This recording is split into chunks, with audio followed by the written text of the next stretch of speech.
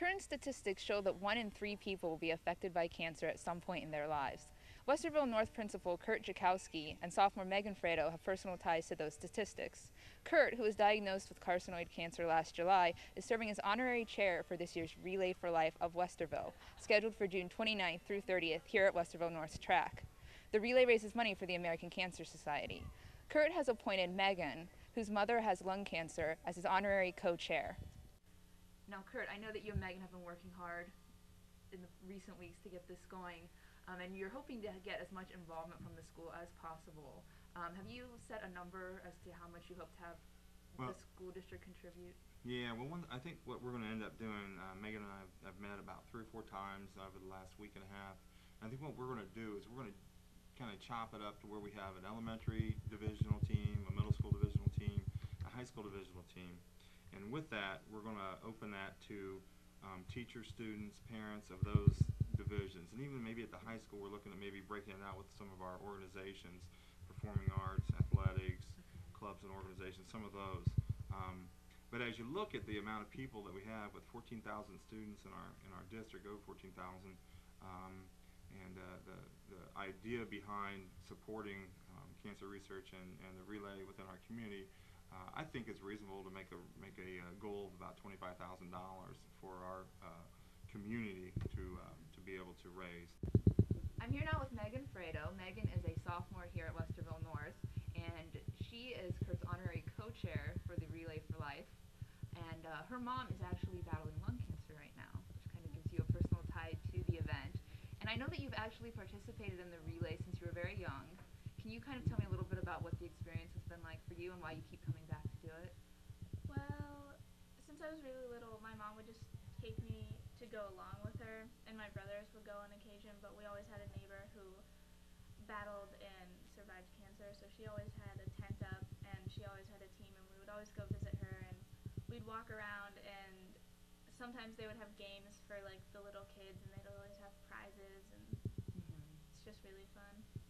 And you had mentioned the Luminaria ceremony that you said is kind of your favorite event.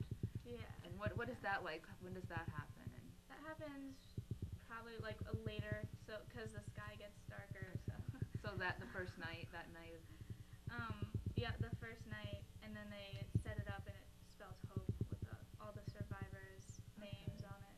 So it's kind of emotional, and it's just nice because there's hope. Well, now we'll turn to Tracy Blake, who is co-chair of Relay for Life of Westerville. And now, Tracy, I know you've been working hard on this event, and I know that there are similar events held throughout the country and the world. How many such events are held each year? Last year we had about 4,600 relays across the country, and 24 countries outside of the U.S. also participated in Relay. Right. And now, in Relay, people raise pledges, yes, right? And then they form teams, they go around the track, keeping a team member on the track at all times if they can. Correct. Now, where does this money go?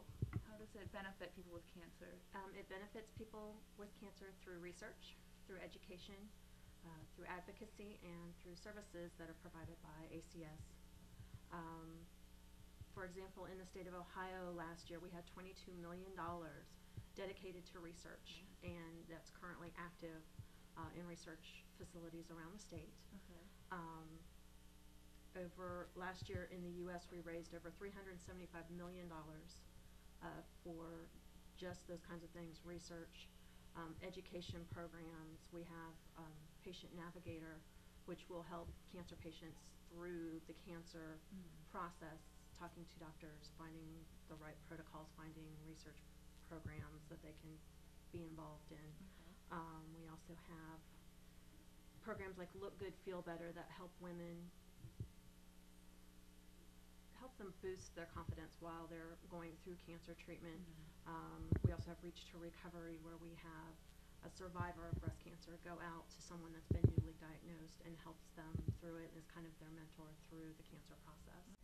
For more information on the Relay for Life of Westerville, or to join a team, or find out how you can start your own, visit www.acsevents.org/relay/OH/Westerville.